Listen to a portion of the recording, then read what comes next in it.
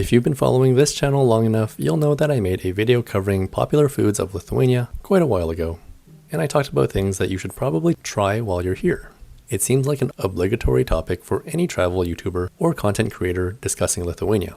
So today I want to go a step further and discuss the not so popular and potentially weird and potentially disgusting foods you might encounter in Lithuania.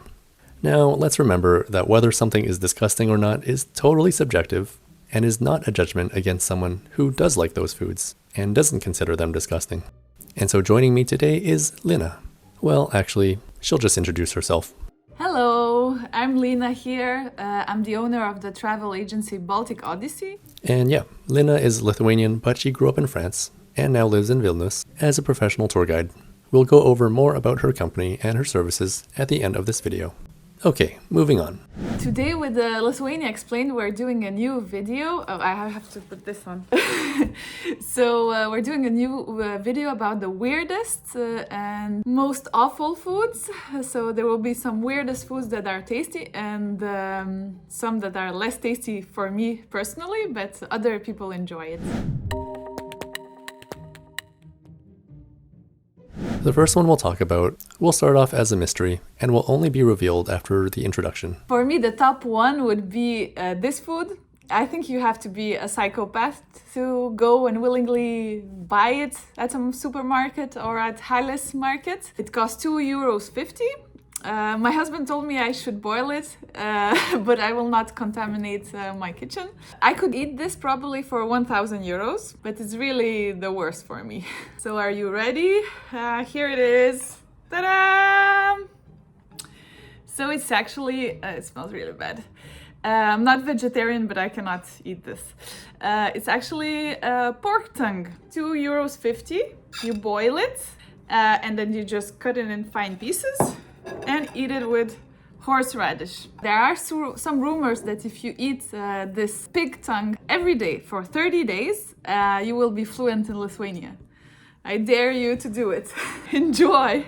Now this next one I don't find so weird, but I can agree it's different, just because it's not widely available or common in North America that I know of. It's very tasty. One of my favorites is Suralis. So it's actually curd. So it's a small snack. We usually eat it more for breakfast. It's made out of curd and with chocolate on top. So it's super tasty. It's weird because not a lot of other countries have it. You can buy it in the supermarket or in the hotels. Sometimes you have it on the breakfast. So it's like, I would say, like Snickers, but with curd. So really tasty. I call it a cheesecake bar. I quite like it and I love how many different flavors there are. I actually made a whole video about it, which I'll try and remember to provide a link for in the video description. Next is another one I wouldn't have thought about, but I suppose to someone who hasn't been to Germany or Lithuania, it can be a different and intriguing sight. Šakotis. So it's a cake. Shaka means branch, so branch tree cake. So it's usually for bigger celebrations, for jubilees, 30 years, 50 years jubilees, weddings, for more important occasions, and it should be bigger. Now it's as big as my head, but it should be bigger. So it's made out of a lot of eggs. The way to do it is interesting. Maybe we'll find a video of it. So they have this kind of metal pipe that they spin and they put the dough on it so it would drip. And that's why it has those drips all over it, and they put a lot of layers. So 100 grams has 500 calories, but it's worth every calorie. The legend also is that Napoleon soldiers in 1812, when they came to Lithuania, they took this recipe to France because there's a region in France that has also a similar cake. Also Germans have it, it's called Pfannkuchen, and also other countries like Japan have similar variants of it. And this is another one I wouldn't have thought of, the fermented bread drink known as gira. You have to try it. Unfortunately, not everybody likes it. It has very specific taste if you're not used to it. I remember I had a tour with 40 French people.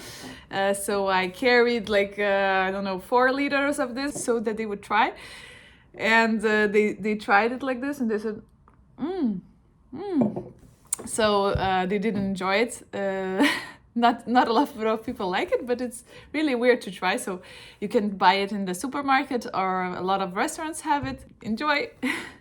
Whenever I try to describe it to friends, I say it's kind of like root beer. I mean, for me, that's the closest thing that I can think of. For the visitors I've introduced to Gira, it's a hit and miss thing. Like Lina's experience with that one group, some will try a bit and politely say that they don't like it. I had a few other friends come from Canada and really enjoy it. So much so that for our final dinner together, I brought like 6 different brands and types of canned Gira for them to sample. Dark stuff, light stuff, filtered, unfiltered. It was a really fun time. Do note that even though it's not considered an alcoholic beverage, it is made through a fermentation process, and so there are sometimes trace amounts of alcohol. My body is actually quite sensitive to alcohol, and so I do actually get a bit of a buzz from some of the homemade stuff that the restaurants serve. Sticking to the topic of beverages and liquids. So another weird drink would be Kefir. So it's basically fermented milk. Pink soup is made out of kefir. It's very good for your health because it has a lot of probiotics, but it's also very strange. So it's more thick than regular milk.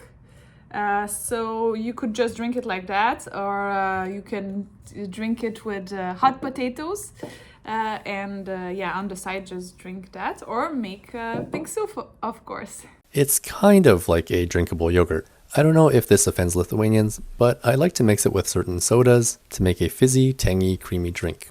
My best result so far has been mixing it with this mango soda.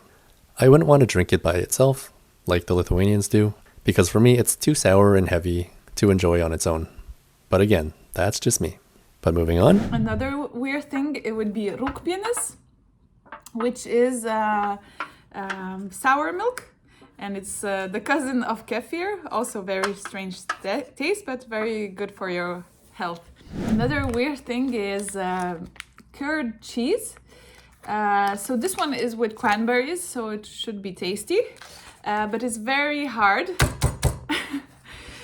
So if you would say, give me some Lithuanian cheese, so people would buy this, varškės sūris.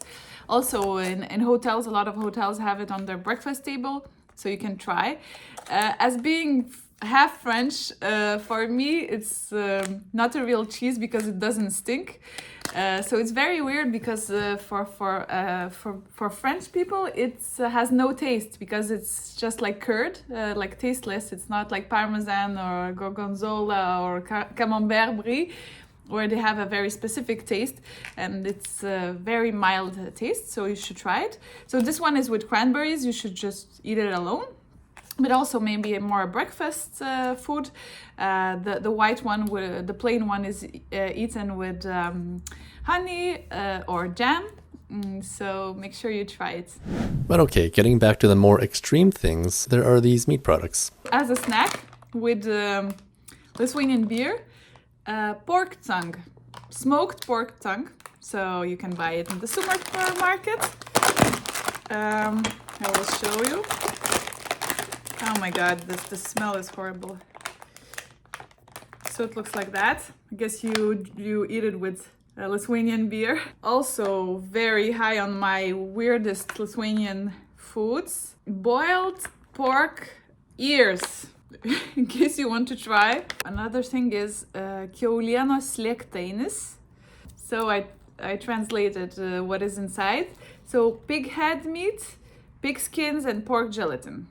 My grandpa used to make some kind of košeliena. So it's basically it would be jelly with pork meat inside. So it's kind of similar like this. And not to miss the famous liežuvių ir ausų vyniotinis. So it's the things that you like, both ears and tongue. Look at this, how beautiful it is. So come to Lithuania and eat all those crazy foods. Yeah, no. I'm not daring enough to try these things. But hey, after looking at all this, at least Lithuanians seem to make use of a lot of the animal, and so less stuff goes to waste, right? And finally, as a bit of a footnote, here are some things that Lina and I discussed, but we didn't get a chance to film. There's šaltiena, which I believe is known as Aspic in English, and it's this meat jelly that is not exclusive to Lithuania, and has its various versions around the world. But you definitely see it here in supermarkets, and Lithuanian grannies might still serve it up. There's lašinė, which is known as salo or slanina in English, and again, not exclusive to Lithuania, but you'll find it here. This is a salt-cured slab of pork, subcutaneous fat, with or without skin, and with or without layers of meat. Vidare, known as kishka in some countries, is a type of sausage or stuffed intestine, with a filling made from a combination of meat and meal, often grain or potato. When it's potato, I would just call it a potato sausage. It's the casing of a sausage with the meat replaced mostly with mashed potatoes.